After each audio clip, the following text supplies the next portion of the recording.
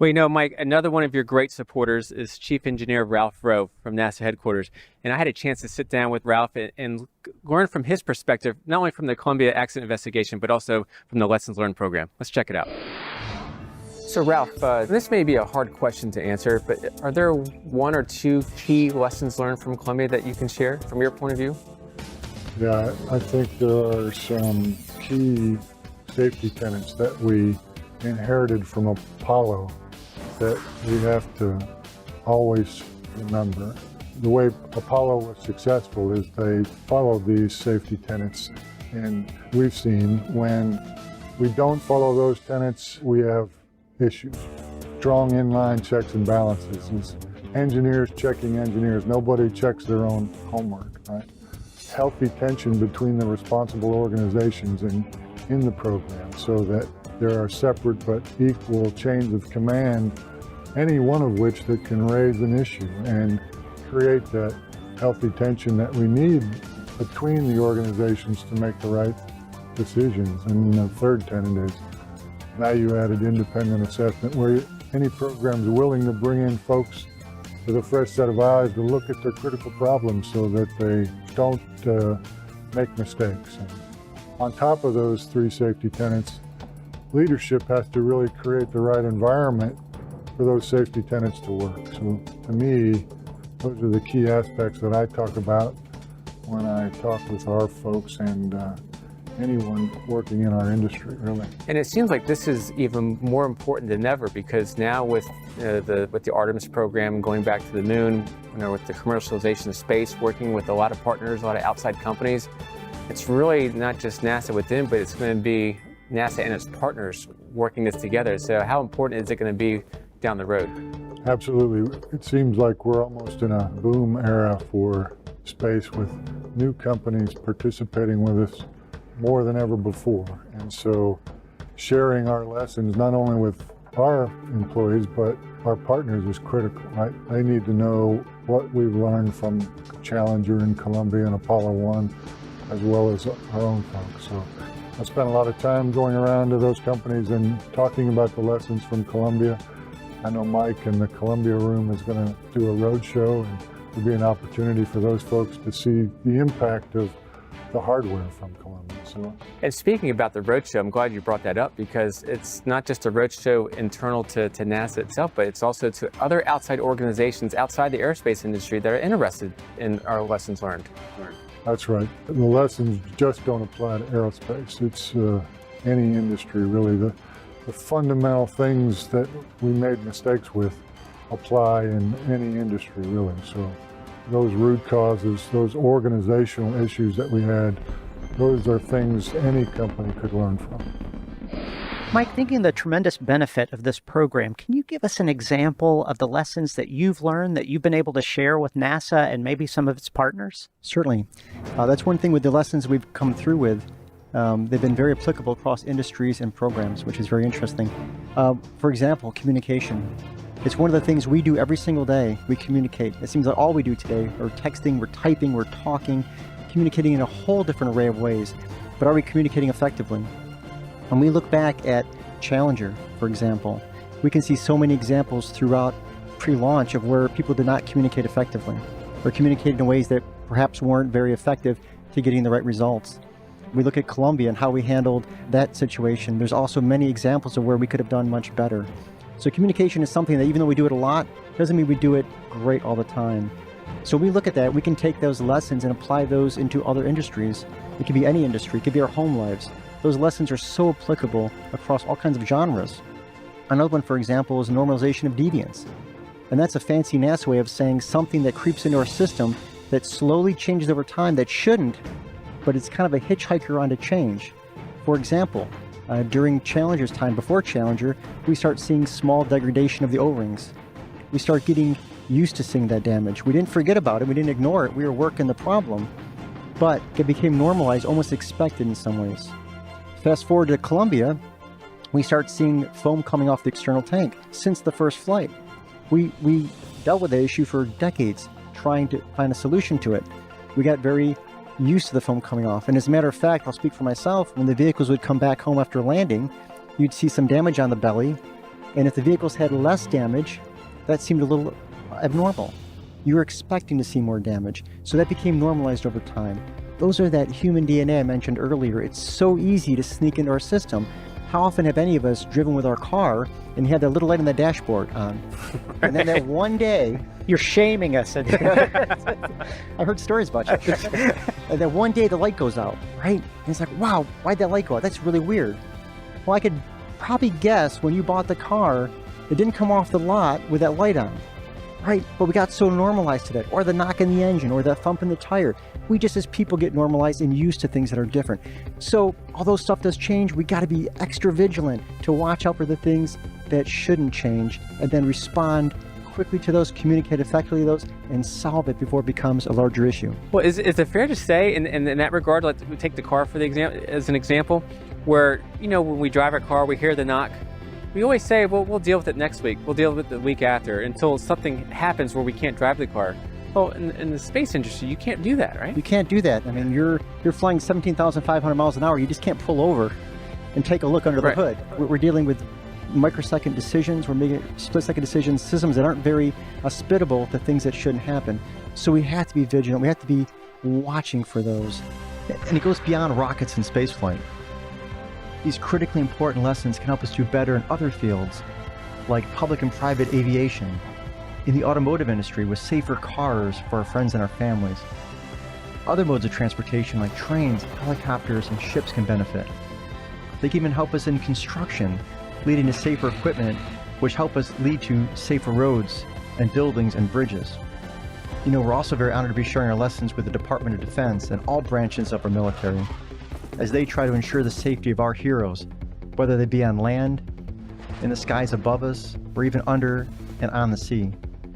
Excitingly, we're now even building strategic partnerships with folks we never before envisioned, like the Centers for Disease Control and even the nuclear power industry. Simply put, there are so many different and diverse areas we believe we can make a really great contribution to our future. Wow, Mike, you're working with a lot of institutions and companies. But with lessons learned, it's not just about number of partners, it's also about diversity of voice. We went to NASA headquarters to find out how NASA is making sure we listen and learn from every voice within the agency. I'm here at NASA headquarters today talking with Steve Shee. Steve, tell us a little bit about what you do here at NASA. Sure, I'm the Associate Administrator for Diversity and Equal Opportunity here at NASA. And what that means is it's my job to help the different organizations and people at NASA work together effectively. You do a lot of work in your office, but tell us how you're working with the Lessons Learned program. When we look at the Lessons Learned program, we see a number of accidents, and it's easy to remember the technical issues, the engineering problems, the technical defects that occurred that contributed to those accidents. But if you examine those accidents, you also see that there were people and culture inclusion issues as well. Specifically, certain individuals with maybe unconventional thinking, unpopular opinions, weren't fully included. We didn't have the benefit of including all the information, the data, the perspectives, the concerns that they shared. And if we had fully included all of that thinking, that cognitive diversity, then maybe we would have had a different outcome, or at least been able to assure the mission and safety in a better way. How does that stretch out into NASA's partners in how they conduct business as it pertains to risk management and a diversity of opinions and information? We provide leadership, we provide technical assistance, and we actually do audits of recipients of NASA grants. These are scientific and research organizations, including universities and colleges, that do research for us. And as a condition of receiving those grants, they have to comply with anti-discrimination statutes. So that helps ensure that there's discrimination-free workplaces in those organizations. They're accessing and including the best minds, the best thinking, the best talent to be able to arrive to the best product to help NASA. The other thing here is that NASA is uniquely positioned to actually lead the world because of our mission. We have a peaceful mission to explore, to discover, and to expand knowledge for all humankind. And so because of that role, not only is the work we do inspirational, but if you look at the technological advances that we bring to the world, the way individuals and organizations will follow our leadership because of the inspiration and because of what we're doing. And by how we conduct ourselves and provide that as a model, we have the ability to be able to really have far-reaching impacts. NASA has many big missions in its future. What does success look like through lessons learned for the agency? I think with any type of program, the success ultimately is dependent on how it contributes to safety and mission assurance. And so if we're able to launch these missions safely and successfully and on time, and it's because of lessons learned to a certain extent, then I think that's an indication of success. But ultimately, we have this incredible platform to make an even bigger difference beyond NASA. So what I like to talk about is that it's the job of my office to help NASA provide air. That's psychological safety, feeling that people won't be retaliated against, so that they have oxygen to breathe. They don't have to hold their breath. They can really be at their best. And it's also our job to help NASA provide space. And that means room for people to be included and to feel like they belong. Because if they feel that way, they're going to be at their best and they're going to fully contribute. And the great thing is that our mission is, as an agency, is about exploration, discovery, and expansion of knowledge for the benefit of all humankind. And so I like to say at NASA, we make air and space available for everyone. So Mike, another part about the lessons learned program that I love is the tour stops. It's kind of like the rock concert tour. I need the t-shirt with the dates on it. Tell us about the tour stops. And that's something really, really exciting coming along. As we talked earlier, the power of the Columbia Room, the power of sharing the artifacts and the stories of the crew and how we can change the future. Over time, I kept thinking, this is great, we're getting thousands of people to the room, but you know what, that's not enough. There's so many more people we can help impact in a positive way. So how do we do that? We can't take them all here to the Kennedy Space Center. We can't bring them all into the VAV or in the Columbia Room. But what if Columbia came to them? So the concept of the Space Shuttle Columbia National Tour became to take Columbia on the road, to bring it to those literally millions of people that can't come here, and to share those stories, to share those lessons forward. So we started off in April. We did April 12th in retrospect of the 30th anniversary of STS-1, the first launch of Columbia. So now we relaunched Columbia on our first anniversary to bring Columbia on our next mission. So the mission continues, mission to inspire, to educate, and change hearts and minds. So we're here at the Kennedy Space Center, and we shared the artifacts in a new display for the workforce. We also had a center-wide event that we had senior leadership there, and the workforce was able to come. As we travel from center to center around the country, Columbia comes, we come with a message, a center-wide event, reinforced training, and then we're also going to take breakout meetings and go into branch level and division level meetings and take this story to smaller groups of folks and have those more intimate conversations on how these lessons can be applicable and helpful to their organizations. And that also isn't limited to NASA centers. There's a possibility that you can go beyond that. That's the exciting part. As this continues, one thing that's just amazed me is the potential. It's unbelievable and it's exciting. Because NASA, our charter is to help everyone, right? We want to make the world a better place and more safe and successful for everyone. So within that charter to go do that, we see the potential.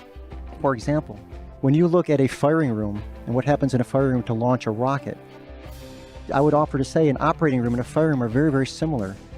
And you can't make mistakes. Time is of the essence. Communication is critical. You can't have deviance in the system. You got to be very effective what you do. So there's the medical industry, and I can give you dozens of other examples of how. So I'm more amazed every time you think about it or talk to other folks. You get more inspired of how many ways NASA, through this program, can actually impact in a positive way and partner and collaborate with organizations within the federal government and with outside the federal government, private organizations, international organizations, academia. Incredible. Well, Mike, I just want to congratulate you on a job well done. You still have a lot of work to do because it's just in its infancy. But you're going in the right direction. Thank you. And I'm working with a lot of great people, and the great exciting part of this, it's not just me. I may be leading this effort, but there are thousands of people inside and outside the agency that are going to help make this successful, in addition to the crew that's watching over us as well. So all together, we're going to make this an amazing program and help a lot of people. Awesome. Well, thanks so much, Mike, for being on the show. I feel like I have a lot of lessons I still need to learn, but tell you what, it has been fabulous. Thank you so much for the opportunity. No, thank you.